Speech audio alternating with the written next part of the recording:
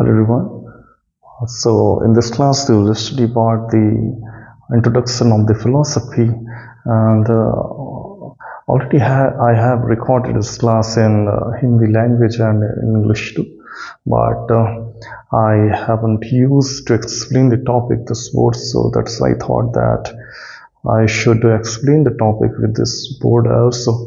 So again here the introduction of the philosophy, and I will explain this time I will explain this thing in Hindi language. Okay, तो ये दर्शन शास्त्र का परिचय, ये topic है दर्शन शास्त्र का परिचय। तो सबसे पहले दो चीजें जो हम ध्यान देंगे वो है एक परिभाषा और दूसरा है कीवर्ड्स। ये दो चीज हम देखते चलेंगे। और सबसे पहले दर्शन शास्त्र, ये दर्शन शब्द को हम देखेंगे। तो दर्शन शब्द की उत्पत्ति होती है संस्कृत भाषा के दृश्य धातु से। तो संस्कृत भाषा के दृश्य धातु से दर्शन शब्द की उत्पत्ति होती है, जिसका मतलब होता है देखना। और भारतीय दर्शन देखने को एक जीवन जीने की कला के रूप में व्याख्यायित करता है। और देखने के रूप में हम इस बात का दर्शन जो है कि देखना कितना इम्पोर्टेंट है भारतीय दर्शन में और भारतीय आध्यात्मिक यात्रा में, तो हम श्रीमद् भगवद गीता में अनासक्त भाव का वर्णन पाते हैं, और अष्टावक्र महागीता में हम साक्षी भाव या फिर दृष्टा भाव का वर्णन पाते हैं। और हम हमेशा से धर्म और दर्शन में जल में कमलवत व्यवहार और स्वरूप की बातें पाते हैं। तो ये सब इस तरीके से जुड़ी हुई है कि देखने की कला को दर्शन जो है वो जीवन जीने की कला के रूप में व्याख्यायित करता है। इससे हम ऐसा समझें कि कोई ऑब्जेक्ट हो और वो हमारे आंखों के सामने से गुजर रहा हो, और उस ऑब्जेक्ट के हमारे सामने से गुजर जाने के पश्चात भी यदि उसकी छवि हमारी चेतना में यथावत रहे, तो हम ये समझें कि हम देखने की कला में अभी सक्षम नहीं है, या फिर हमने जो देखने की कला हमारा दर्शन हमें सिखाता है वो हमने अभी नहीं सीखी है। चीज़ों के हमारी आंखों के सामने से गुजर जाने के पश्चात उसकी छवि हमारी चेतना में, हम उस ऑब्जेक्ट से अस्पर्शित रहें और अनासक्त रहें। तो ये इस देखने का मतलब है। भारतीय दर्शन में दर्शन शब्द जिसका मतलब जो दृश्य धातु से बना है और जिसका मतलब होता है देखना। और यहाँ इस देखने के साथ यहाँ तीन प्रश्न उपस्थित होते हैं कि हम क्या देखें और क्यों देखें और कैसे देखें। तो जब हम ये बात करें तो हम क्या देखें, इसके लिए हमारे पास दो विकल्प हैं। या तो हम इस जगत को देख सकते हैं, और या फिर हम उस सुप्रीम पावर को देख सकते हैं, उस जागतिक शक्ति को देख सकते हैं।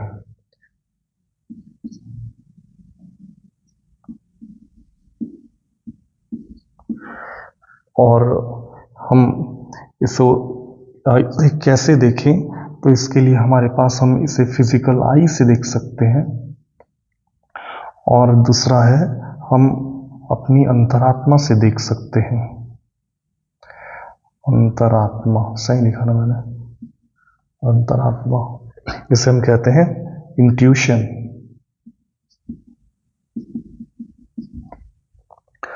तो हम फिजिकल आई से देख सकते हैं, और ऐसा बहुत बार होता है कि फिजिकल आई हम संसार में कुछ लोग होते हैं जिन्हें हम ब्लाइंड कहते हैं, जो देख नहीं सकते अपने फिजिकल आई से।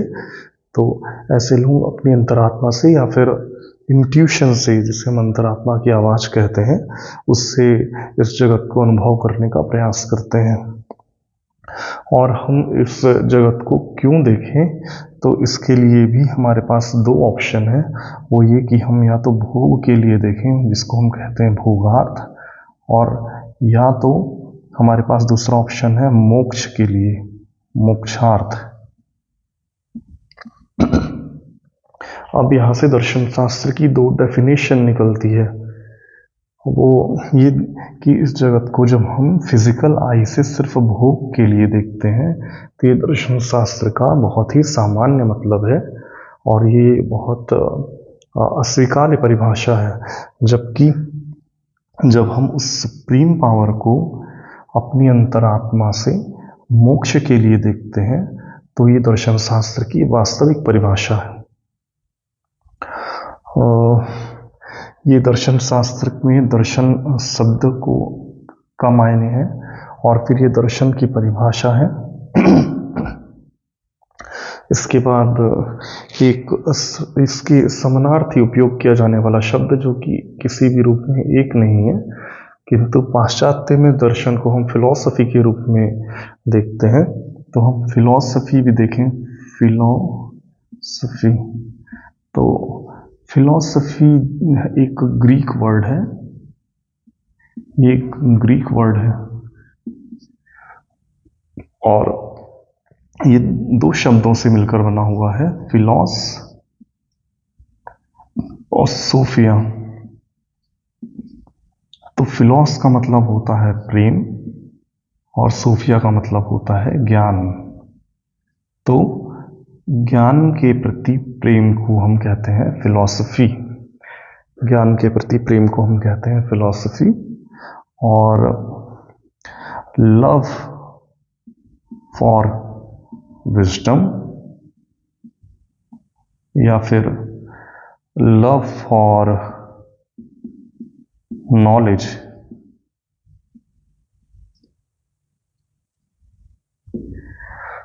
ये कहलाता है फिलॉसफी।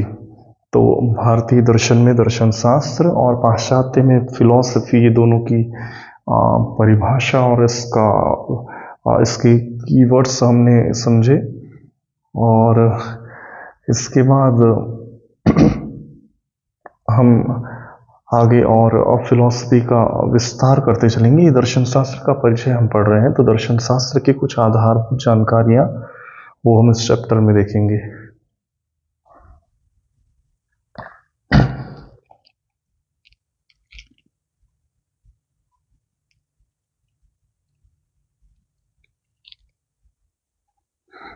अच्छा, ये love for wisdom, love for knowledge, ये फिलॉसफी। और एक हम टर्म यूज करते हैं फिलोसोफर।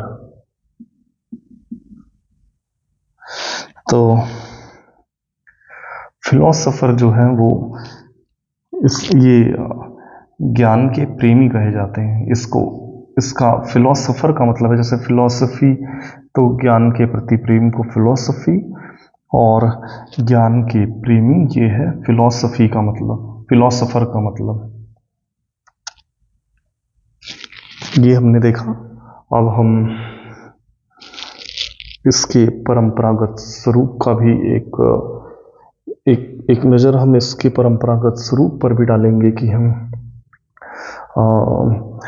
परंपरागत रूप से हम दर्शन शास्त्र को कैसे देखते आए हैं।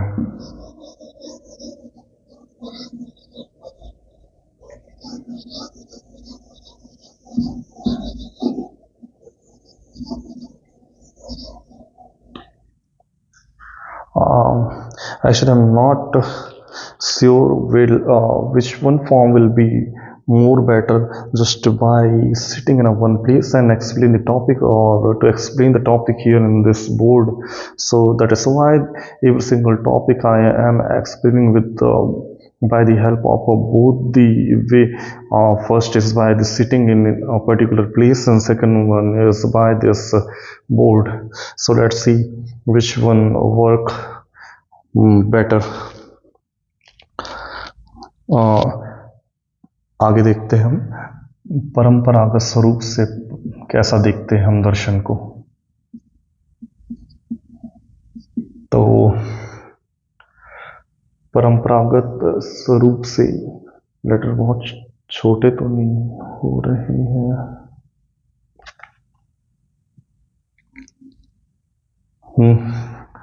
हाँ, दर्शन जो है वो जीवन और जगत की बात करता है। लाइफ एंड वर्ल्ड, तो जीवन और जगत की मतलब दर्शन में परंपरागत रूप से हम जीवन की उत्पत्ति, जीवन का सार, जीवन का उद्देश्य, जगत की उत्पत्ति, जगत का सार, इस जगत का क्रिएटर और क्रिएटर लेस, इस ऐसे तमाम प्रश्नों का हम अध्ययन करते हैं और इन प्रश्नों के उत्तर खोजने की भी दार्शनिक निरंतर प्रयास करते हैं। तो परंपरागत स्वरूप से हम दर्शन में जीवन और जगत की बात करते हैं। जीवन और जगत का आरंभ कैसे हुआ, इसकी उत्पत्ति कैसे हुई और इसका उद्देश्य क्या है या इसका अंत कैसे होगा और इसका लक्ष्य क्या है, ऐसे समस्त प्रश्नों का उत्तर हम दर्शन में खोजने का प्रयास करते हैं।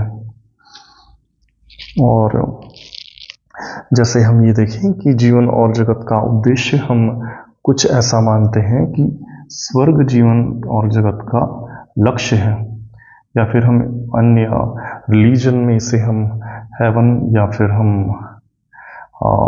जन्नत जैसे शब्दों का भी उपयोग करते हैं। हमारे भारतीय धर्म ग्रंथों में श्रीमद् भागवत में ऐसा उल्लेख मिलता है कि जो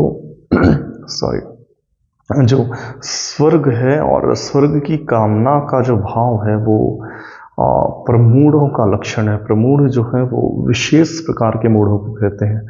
तो ऐसा उल्लेख श्रीमद् भागवत में मिलता है कि स्वर्ग की कामना करने वाले सभी लोग प्रमूढ़ हैं, ये विशेष प्रकार के मूढ़ हैं।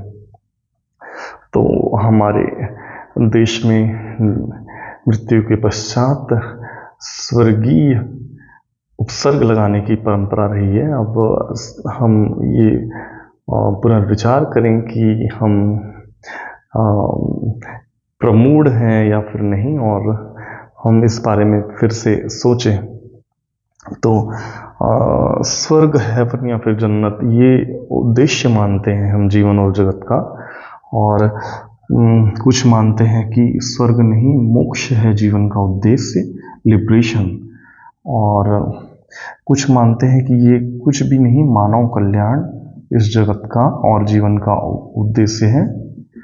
और ह्यूमन वेलफेयर को इस जगत का और जीवन का उद्देश्य मानने वाले लोगों की बात करें हम, तो गांधी और टैगोर और राधा कृष्णन और अरविंदो और विवेकानंद, ये ऐसे दार्शनिक हैं जो मानव कल्याण को ही जीवन का परम चरम लक्ष्य मानते हैं। और ये समकालीन दार्शनिक कहे जाते हैं दर्शन शास्त्र में, कंटेम्प्रेरी फिलोसोफर, समकालीन दार्शनिक। तो मानव कल्याण ही जीवन का और जगत का उद्देश्य है, ये ऐसा दार्शनिक ये दार्शनिक ऐसा मानते हैं। और जब हम जीवन की बात करते हैं और जगत की, तो इसकी उत्पत्ति कैसे हुई, ये दर्शन बात करता है। इस ऐसे प्रश्नों की खोज करता है। इसकी उत्पत्ति का मूल कारण क्या है, इसमें मूल तत्व क्या है, मूल तत्व की बात करता है दर्शन। ये मूल तत्व, जगत जो है वो एक तत्व से बना हुआ है। तो यहाँ हम एक तत्ववाद पढ़ते हैं, और जब हम बात करते हैं कि ये जगत दो तत्वों से मिलकर बना हुआ है, तो यहाँ हम द्वैतवाद की बात करते हैं। और जब हम ये मानते हैं कि ये जगत बहुत से तत्वों से मिलकर बना है, तो यहाँ बहुतत्ववाद की बात करते हैं। और जब हम ये मानते हैं कि ये मूल तत्व चेतन है, तो हम यहाँ अध्यात्मवाद की बात करते हैं।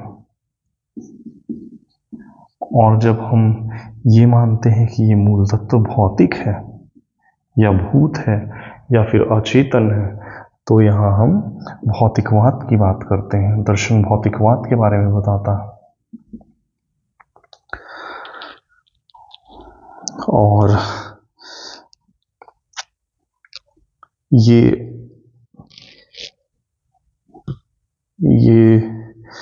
एक अपरंपरागत स्वरूप से दर्शन को देखने की शैली है। परंपरागत स्वरूप से, परंपरा से हम दर्शन को इस रूप में देखते आए हैं।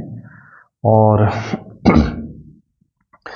ये इस समस्त का अध्ययन करने के लिए इसको दर्शन जिस रूप में देखता है, इसके आरंभ को, इसके अंत को, इसकी उत्पत्ति को और इसके उद्देश्य को, और उसके लिए दर्शन एक विशेष प्रकार की विधि का उपयोग करता है। तो उस विधि में ऐसी कौन कौन सी विधियों का उपयोग करता है दर्शन जब इसके आरंभ को और इसके अंत को देखता है? तो वो तार्किक होना चाहिए। इसके अध्ययन का जो तरीका है वो तार्किक हो और वो बौद्धिक हो। वहाँ में बौद्धिकता दिखनी चाहिए, वहाँ बुद्धि का उपयोग किया गया हो, वहाँ सर्वांगीणता हो, वो सर्वांगीण हो, वो मूल्यात्मक हो, वो निष्पक्ष हो और वो समीक्षात्मक हो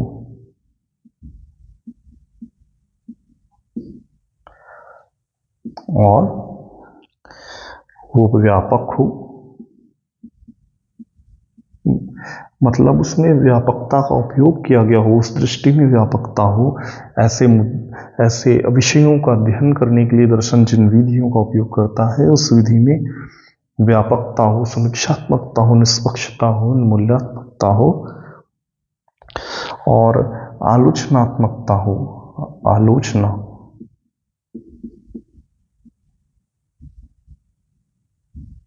तो इस विधियों का उपयोग करके दर्शन जब जीवन जगत में इसके बारे में अध्ययन करता है और इस जीवन जगत के आरंभ और अंत की बात करता है, या जीवन में बहुत से विषय हैं जगत में, जैसे हम बात करें राजनीति, या फिर हम बात करें धर्म, या फिर हम बात करें समाज, ये कुछ विषय हैं इस जगत में।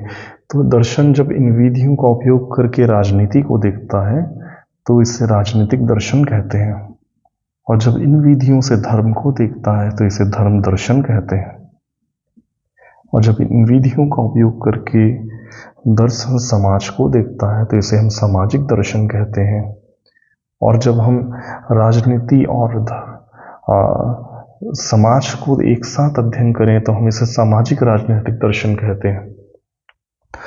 तो ये परंपरागत दर्शन को देखने का परंपरागत स्वरूप है। और ये हमारे यूपीएससी की दर्शन फिलॉसफी ऑप्शनल का रिलीजियस फिलॉसफी और सोशियो पॉलिटिकल फिलॉसफी ये एक सब्जेक्ट भी है। तो हम ये आगे मैंने जो पढ़ा हुआ है वो मैं अपने नोट्स से एक्सप्लेन करता चलूँगा। I will explain this all things by help of my notes। और अब इसमें और आगे बढ़ते हैं। अभी कितना 20 मिनट की क्लास हो चुकी है, थोड़ा और। तो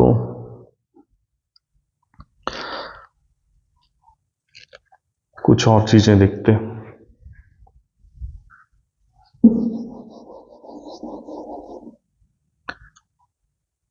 What's time now? It's 1:30 a.m. I'm recording this class.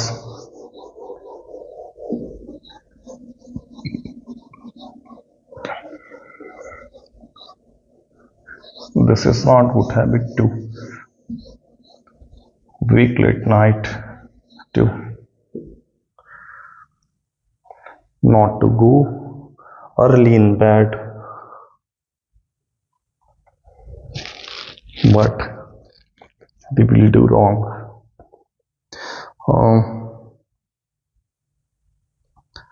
Actually, I'm not doing wrong. I'm recording class, so that is why to wake up a night a little late, that can be accepted. That can be acceptable. वे वेदों के आधार पर भी हम देखते हैं, वेदों के आधार पर भी भारतीय दर्शन का दो भागों में विभाजन किया गया है। तो वेदों के आधार पर हम आस्तिक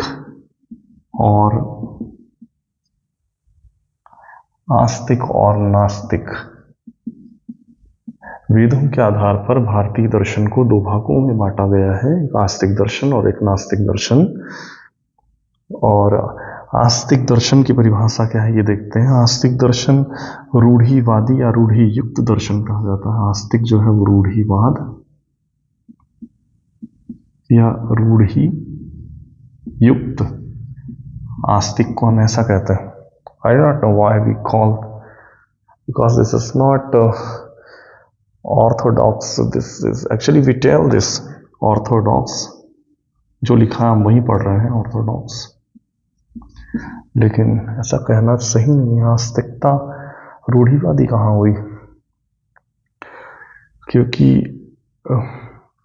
मुझे ऐसा लग रहा है कि ये तो कंटिन्यूटी में है, इसमें ब्रेक कहीं नहीं है। तो रूढ़िवाद क्यों हम इसे रूढ़िवाद कह रहे हैं? I will try to find out the answer. At first we will see the main features, main point of Astik and Nastik. Then if I get the answer, I will reply you here in this lecture or in next lecture also. आस्तिक को हम रूढ़िवाद या रूढ़ियुक्त कहते हैं या फिर Orthodox कहते हैं। और आस्तिकता है क्या? मतलब आस्तिक होते कौन है? तो वे जो वेदों की प्रामाणिकता स्वीकार करें, वे होते हैं आस्तिक। वेदों की प्रामाणिकता स्वीकार करने वालों को हम आस्तिक कहते हैं। वेदों की प्रामाणिकता स्वीकार करने की बात है, मतलब वेदों में जो लिखा हुआ है उसकी प्रामाणिकता, क्योंकि हम वेदों के अस्तित्व पर प्रश्न चिन्ह नहीं लगा सकते। वेद अस्तित्ववान हैं और वेद प्रमाणिक भी हैं, पर वेद में लिखे हुए वचनों को जो प्रमाणिक मानता है उन्हें हम आस्तिक कहते हैं। तो यहाँ पर षड दर्शन है, इन्हें हम कहते हैं षड दर्शन, जो वेदों की प्रामाणिकता स्वीकार करते हैं। वो हैं सांख्य, योग, न्याय, वैशेषिक, मीमांसा और वेदांत। ये षड दर्शन आस्तिक दर्शन कहे जाते हैं। और इसके अलावा एक दर्शन है अरविंद, ये आस्तिक दर्शन कहे जाते हैं। और यहाँ हम नास्तिक दर्शन देखें तो इसे हम रूढ़ि मुक्त कहते हैं और इसे हम हेट्रोडॉक्स कहते हैं। जैसे वो ऑर्थोडॉक्स था, इसे हम हेट्रोडॉक्स कहते हैं। और इसकी परिभाषा ये है कि जो वेदों की प्रामाणिकता को स्वीकार नहीं करते या उसे नहीं मानते, उसे हम कहते हैं नास्तिक। वेदों की प्रामाणिकता स्वीकार नहीं करने वाले, इन्हें हम कहते हैं नास्तिक। तो यहाँ पर तीन फिलॉसफी आती है, षड दर्शन है, यहाँ तीन फिलॉसफी आती है। पहला है चार्वाक, दूसरा है बौद्ध और तीसरा है जैन। ये तीन दर्शन भारत में ऐसे हैं जो वेदों को अप्रामाणिक मानते हैं। तो यावत् जीवेत सुखम जीवेत दृढ़ं कृत्वा घृतं पिबेत, ये चार्वाक दर्शन का चार्वाक दर्शन का श्लोक है। तो ये 3 दर्शन ऐसे हैं जो वेदों की प्रामाणिकता को स्वीकार नहीं करते। ये अनिश्वरवादी दर्शन भी कहे जाते हैं, ये तीनों, इनको हम अनिश्वरवादी दर्शन भी कहते हैं। और वेद जो है, वेद भारतीय दर्शन का, भारतीय ज्ञान परंपरा का आधार कहे जाते हैं। वेद समस्त दर्शन, धर्म और समस्त ग्रंथ, उपनिषदों का, पुराणों का, सबका मूल स्रोत है। वेद सबका आधार है भारत में। और वेदों को वेदों को अपौरुषेय कहा जाता है। अपौरुषेय, किसी भी इंडिविजुअल, किसी पर्सन ने इसकी रचना नहीं की है। और वेद शाश्वत सत्य कहे जाते हैं। शाश्वत सत्य, एटर्नल ट्रूथ, जो काल से परे हैं, समय के साथ भी जिसमें कोई चेंज ना हो, ये शाश्वत सत्य है। और ये सेल्फ प्रूव्ड है, स्वतः सिद्ध है। वेद अपौरुषीय है, शाश्वत सत्य है और स्वतः सिद्ध है। और ये सब दर्शन शास्त्र के सामान्य परिचय के अंतर्गत हम ये पढ़ रहे हैं। और ये वेदों के आधार पर भारतीय दर्शन का विभाजन आस्तिक और नास्तिक में, ऑर्थोडॉक्स और heterodox, one who believe in the authenticity, who accept the authenticity of the Vedas are called the atheist. जो वेदों की प्रामाणिकता स्वीकार करते हैं उन्हें हम आस्तिक कहते हैं, that they are atheist. And those who do not believe in the authenticity of the Ved that are atheist, they are Gnostic. Charvak, Baudd and Jain, they do not believe in the authenticity of the Ved. और इसके आगे ये वेदों के आधार पर भारतीय दर्शन का विभाजन, इसके आगे हम देखेंगे कि ईश्वर के आधार पर भारतीय दर्शन को 2 भागों में बांटा गया है। करत करत अभ्यास ते जड़मति होत Sujan. I don't know, I am feeling a little more confident while recording this video. In my initial videos, so you can see the nervousness and the fear, but here as the days going on, days passing, and I am getting involved deeply in recording this video, so I am getting a little more confident in front of camera also. तो ये ईश्वर के आधार पर भी भारतीय दर्शन को 2 भागों में बांटा जाता है। वो है ईश्वरवादी और है अनिश्वरवादी।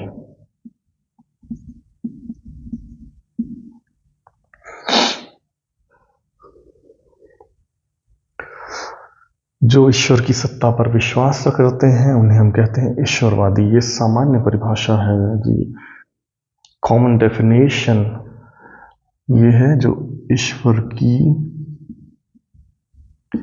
सत्ता पर विश्वास करते हैं वो ईश्वरवादी। और वो जो ईश्वर की सत्ता पर विश्वास नहीं करते वो अनिश्वरवादी। तो जो षड दर्शन है, जिन्हें हम आस्तिक के तौर पर हमने अभी पढ़ा वेदों के आधार पर, उनमें से 4 दर्शन यहाँ पर ईश्वरवादी हैं। वो है न्याय, वैशेषिक, योग और वेदांत। ये थोड़ा कंफ्यूजिंग है, इसलिए आप यहाँ पर विशेष ध्यान दें। 1, 2, 3 और ये 4 दर्शन हैं जो ईश्वरवादी दर्शन कहे जाते हैं, क्योंकि ये वेदों की प्रामाणिकता पर विश्वास करते हैं और उसके साथ साथ ये ईश्वर की सत्ता पर भी विश्वास करते हैं। इन 6 दर्शन में से वो एक और 3 दर्शन हैं, चार्वाक, जैन और बौद्ध। चार्वाक, जैन और बौद्ध, इसमें कंफ्यूजन नहीं होगा, अभी देखते हैं। तो ये 3 दर्शन ऐसे हैं जो नास्तिक दर्शन भी हैं और अनिश्वरवादी भी। ये वेदों की प्रामाणिकता पर भी विश्वास नहीं करते और साथ ही ये ईश्वर की सत्ता पर भी विश्वास नहीं करते। तो ये यहाँ कंफ्यूजन नहीं है, चारवाक, जैन और बौद्ध। और ये 4 जो है ये आस्तिक दर्शन भी है और साथ में ईश्वरवादी भी हैं, क्योंकि ईश्वर की सत्ता पर भी विश्वास करते हैं और वेदों की प्रामाणिकता पर भी। अब 2 दर्शन ऐसे हैं जो षड दर्शन है और आस्तिक है, लेकिन वो है अनिश्वरवादी, वो है सांख्य और मीमांसा। अब यहाँ मुख्य बात ये है कि ये 2 दर्शन जो हैं ये वेदों की प्रामाणिकता पर विश्वास करते हैं, लेकिन ये ईश्वर की सत्ता पर विश्वास नहीं करते, इसलिए हम इन्हें अनिश्वरवादी दर्शन कहते हैं और आस्तिक दर्शन कहते हैं। अब वेद जो है वो ईश्वरीय टीचिंग्स हैं, ऐसा हम कहते हैं। लेकिन आप ये बात यहाँ जरा गौर करें कि सांख्य और मीमांसा अनिश्वरवादी दर्शन होते हुए भी आस्तिक दर्शन है, और वेद जो है वो ये अस्तित्वगत हैं। ये अस्तित्व में हम ऐसा मानते हैं ये अपौलसीय हैं। वेदों की सत्ता शाश्वत और सनातन है। और भारत का धर्म और दर्शन, ये हमने एक इंटरव्यू में हमने I heard this in a interview, I think the interview was the Honorable Prime Minister Atal Bihari Vajpayee, and interviewer was Javed Akhtar Sahab, and the Prime Minister was saying there, जो ईश्वर में विश्वास नहीं भी करते वो भी हिंदू हैं, और वो ऐसी व्याख्या कर रहे थे क्योंकि वेद ईश्वर में विश्वास नहीं करने वालों को और हिंदुइज्म भी वो ईश्वर की सत्ता पर अविश्वास करने वालों को या विश्वास नहीं करने वालों को भी इस लाइफ का अंग मानता है और उसे बिना भेदभाव के ट्रीट करता है। और ईश्वर में, इस जगत में ईश्वर को पर विश्वास ना करने वाले लोगों के लिए भी पानी, हवा और इस पृथ्वी में कोई भेदभाव नहीं है, चाहे हम ईश्वर में विश्वास करते हों या ना करते हों। ओके, इसके बाद हम देखेंगे ईश्वर और वेद के आधार पर भारतीय दर्शन का विभाजन हमने देखा। अब दर्शन शास्त्र की कुछ प्रमुख शाखाएं हैं। दर्शन शास्त्र की एपिस्टेमोलॉजी और मेटाफिजिक्स, तत्व मीमांसा और ज्ञान मीमांसा और एथिक्स और लॉजिक, तर्कशास्त्र, ये दर्शन शास्त्र की कुछ प्रमुख शाखा है। और इन्हें हम दर्शन को हम इन शाखाओं पर विभाजित करते हुए ही पढ़ते हैं। तो दर्शन शास्त्र जो है पाश्चात्य, हम भारतीय दर्शन जो है वो एक समानांतर आगे बढ़ता है। हम चारों बौद्ध और जैन धर्मों को एक दूसरे के समानांतर देखते हैं और वो एक साथ विकसित होते हैं। जबकि हम पाश्चात्य दर्शन की बात करें तो वहाँ हम क्रम देखते हैं, एक के बाद एक वो दर्शन विकसित होते हैं। और कुछ मूल अंतर की बात करें तो भारतीय दर्शन में आध्यात्म की प्रभाविता है, the dominancy of the spirituality. और पाश्चात्य दर्शन जो है वो तर्क प्रधान, विश्लेषण प्रधान, और इसमें मीमांसा बहुत अधिक है। तो अभी ये दर्शन शास्त्र की शाखा, एक मिनट में चेक कर लूँ ये भी हो पाएगा। I think it's almost 34 minutes, 35 minutes running. So should I record this video, or I will record this thing, this remaining part in another video. दर्शन की शाखा epistemology, metaphysics, then ethics, and then कर्म theory. Uh, I will record this in next class, the remaining part. It's almost 1:45. Okay. Okay, thank you so much. So we will study a remaining part in next video.